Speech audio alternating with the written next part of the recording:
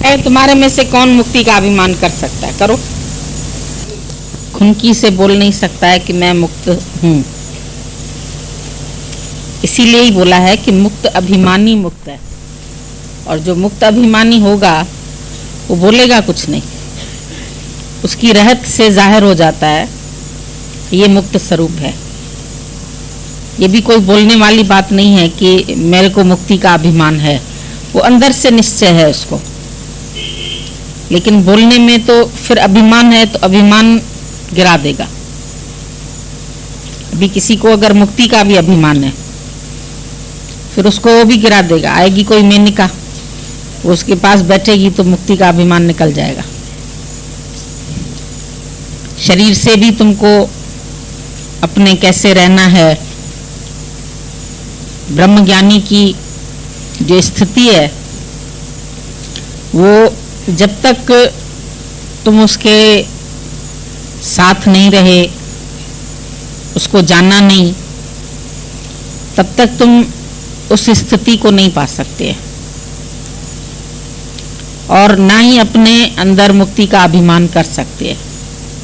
क्योंकि केवल मुख से बोलने से मैं मुक्त हूं, मैं आत्मा हूं, ये तो सच है, लेकिन उसके साथ साथ तुम्हारे ऊपर देह का आवरण है,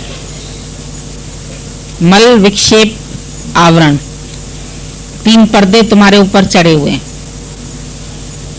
आवरण तुम्हारा जो है वो है देह अध्यास, मैं देह हूं, ये अंदर तक पड़ा हुआ है, कारण शरीर तक। 3 देह है तुम्हारी, स्थूल, सूक्ष्म और कारण। देह भी 3 है। स्थूल देह जो तुमको दिख रही है, सूक्ष्म देह तुम्हारा मन, कारण शरीर।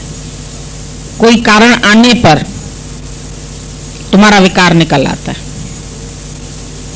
ये 3 देह है, और आवरण देह अध्यास है।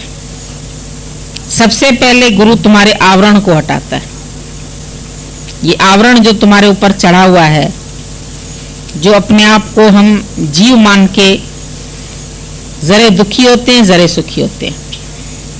आज प्रशंसा होती है, बहुत आनंद आता है, निंदा होती है, कड़वी लगती है, प्यार मिलता रहता है, बहुत अच्छा लगता है, प्यार नहीं मिलता है, अंदर खलबली हो जाती है। हालत आने पर तुम्हारी स्थिति का पता चलता है। गधा जा रहा था शेर की खाल ओढ़ के, रोज खेत खा के आता था शाहूकार का। तो शाहूकार ने देखा कि आखिर मेरा ये खेत रोज कौन नष्ट कर रहा है।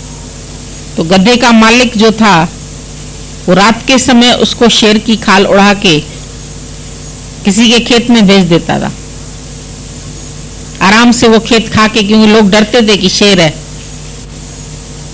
इसलिए उसके करीब नहीं जाते थे, इसलिए उसको मारते नहीं थे।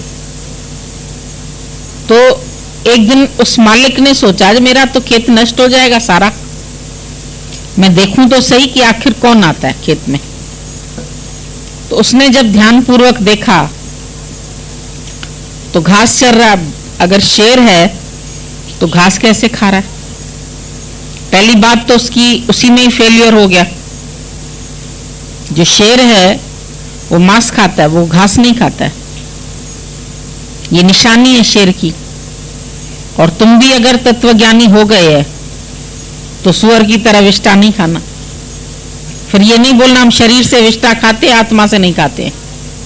शरीर में विकार है, मेरे में विकार नहीं है। देह में सब विकार होते हैं, वो होने दो। कई लोग बंद ज्ञानी बन जाते हैं हमारे सत्संग में आके, करते न करता, भुगते न भुगता। मैं भोगते हुए भी नहीं भोगता हूं, मैं कर्म करते हुए भी नहीं करता हूं, मैं खाते हुए भी नहीं खाता हूं, मैं चलते हुए भी नहीं चलता हूं, और अंदर सब इच्छा पड़ी है। टाइम आने पर तुम्हारी वो इच्छा प्रकट हो जाती है। एक खुजली, एक खांसी, एक इच्छा, ये 3 चीज छुपती नहीं है।